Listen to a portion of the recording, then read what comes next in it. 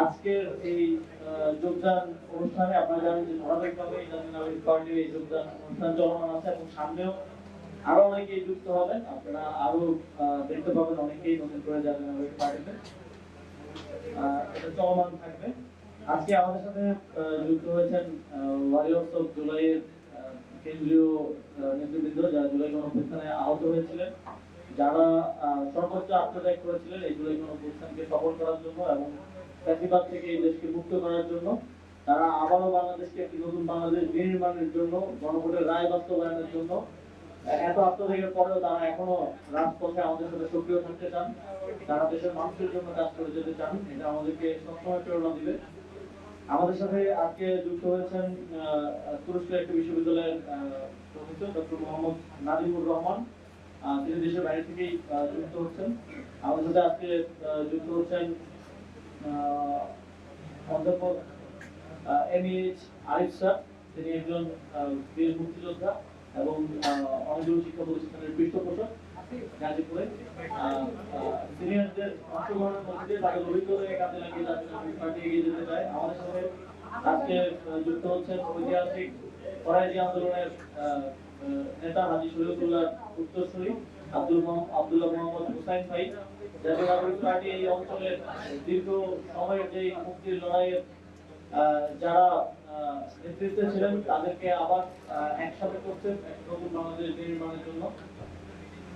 আপনারা জানেন আমাদের বর্তমান সময়ের যে চ্যালেঞ্জগুলো, এই চ্যালেঞ্জগুলো মোকাবেলার জন্যই বাংলাদেশের বিভিন্ন পর্যায়ের মানুষ, বিভিন্ন পর্যায়ের রাজনীতি সচেতন ব্যক্তিবৃন্দ জাতীয় নাগরিক পার্টিতে যোগ দিচ্ছেন।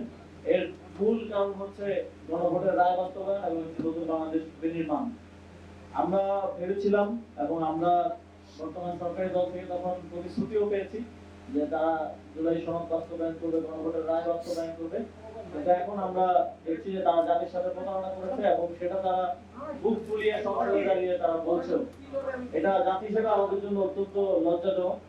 আমরা আমরা দেখেছি যে বিগত সময়ে যারাই এভাবে প্রতারণার আশ্রয় নিয়েছে, রাজনৈতিক প্রতারণার আশ্রয় নিয়েছে জনগণের সাথে, তারাই জনগণের দ্বারা নিক্ষিপ্ত হয়েছে। তারা এই দেশে বেশি দিন টিকতে পারেনি।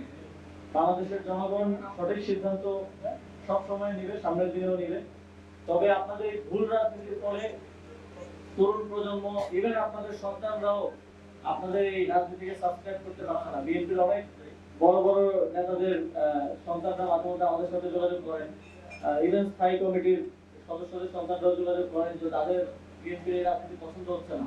আপনারা হয়তো তাদের কাউকেও এনসিপিতে ভবিষ্যতে দেখতে পারেন। তো আপনাদেরকে পুরো তরুণ প্রজন্ম, এমনকি আপনাদের ঘরের সন্তানরাও আজকে প্রত্যাখ্যান করছে আপনাদের ভুল রাজনীতির ফলে। এবং বাংলাদেশে এটাই প্রমাণ করে যে বাংলাদেশে একটা নতুন বাংলাদেশ, যে বাংলাদেশের জন্য এত মানুষ জীবন দিয়েছে, এত এত আমাদের সহযোদ্ধারা আহত হয়েছে, এটা শুধু সময়ের ব্যাপার মাত্র সেই নতুন বাংলাদেশ নির্মাণ। এবং সেই সময়টা খুব বেশি দূরে না, ইনশাআল্লাহ সেটা বাস্তবায়ন হবে। এবং আমরা আরেকটি সমসাময়িক বিষয়, আমরা পশ্চিমবঙ্গের নির্বাচনের ফলাফল দেখলাম। আমরা দেখছি যে বিগত সময়ে যারা পশ্চিমবঙ্গের সরকারে ছিলেন তাদের সাথে খুব সুসম্পর্ক না থাকলেও তারা বাংলাদেশকে নিয়ে খুব যে ধরনের বাজে মন্তব্য এখন আমরা বর্তমানে যারা আছেন তাদের থেকে পাচ্ছি সেরকমটা ছিল না। তো আমরা তাদেরকে আহ্বান জানাতে চাই যে আপনারা বাংলাদেশের অভ্যন্তরীণ বিষয় নিয়ে কথা না বলাই ভালো। আমরা আমাদের অভ্যন্তরীণ বিষয় দেখার জন্য বাংলাদেশের রাজনৈতিক দলগুলোই যথেষ্ট, বা আদার স্টেক হোল্ডার যারা আছেন তারাই যথেষ্ট। এবং আমরা এটাও শঙ্কা প্রকাশ করছি যে যে উগ্রপন্থীরা সেখানে ক্ষমতায় আসছে, আগামীতে আমাদের সম্পর্ক কেমন হবে কিংবা পরিস্থিতি কিরকম হবে এটা নিয়ে একটা শঙ্কা আছে। আমরা বাংলাদেশের পক্ষ থেকে বাংলাদেশের সার্বভৌমত্ব এবং বাংলাদেশের মাথা উঁচু করে দাঁড়িয়ে থাকার জন্য আমাদের রাজনৈতিক লড়াই অব্যাহত রাখবো। আমরা স্থানীয় সরকার নির্বাচন নিয়ে আমরা শুনেছিলাম, স্থানীয় সরকার মন্ত্রী তিনি বলেছিলেন এই বছরের মধ্যে অবশ্যই নির্বাচন অনুষ্ঠিত হবে, কিন্তু এখন আমরা আবার শুনছি যে এই বছর নির্বাচন তারা করতে চান না। আমরা দেখছি যে হোসেন মোহাম্মদ এরশাদ যেমন সারা দেশের প্রশাসক নিয়োগ দিয়ে রাষ্ট্র পরিচালনা করেছিল, তারেক রহমান ঠিক এরশাদের মতোই রাষ্ট্র পরিচালনা করতে চাচ্ছেন। তারা বারবার তারা গণতন্ত্রকেই তাদের একমাত্র রাজনীতির বস্তু হিসেবে ব্যবহার করেছেন বিগত 17-18 বছর, কিন্তু নির্বাচিত হওয়ার পরই তারা গণতন্ত্র ভুলে গেছেন।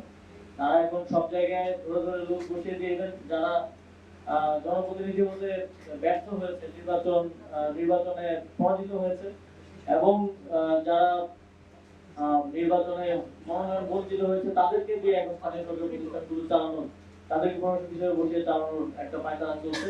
আমরা আহ্বান জানাবো সরকারকে যে আমরা দ্রুত নির্বাচনের মাধ্যমে আবারও স্থানীয় সরকারের যে অচলাবস্থা আছে সেটা ভেঙে জনগণের যেই সেবার যে কাজ সেটা অব্যাহত রাখার জন্য স্থানীয় সরকার নির্বাচন আয়োজন করুন, এবং এরশাদের মতো দেশ চালালে এরশাদের মতো পরিণতি ভোগ করতে হতে পারে, সেটাও মাথায় রাখবেন।